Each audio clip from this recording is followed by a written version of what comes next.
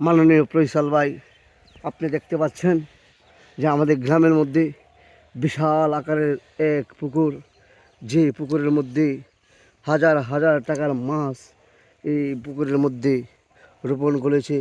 এই পুকুরের মধ্যে মাছ ছেড়েছে। এই মাছগুলোই এক সময় কোটি টাকার রূপ ধারণ করবে।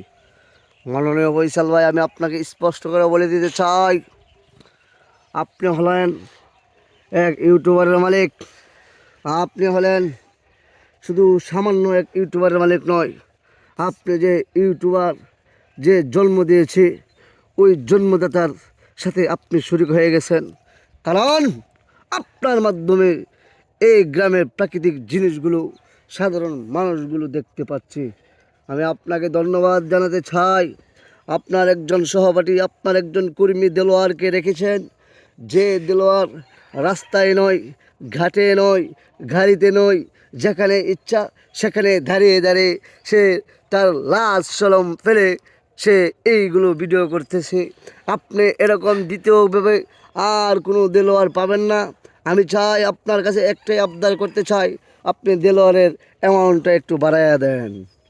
যদি আপনি বাড়াইয়া দেন, আপনার লাভ কি?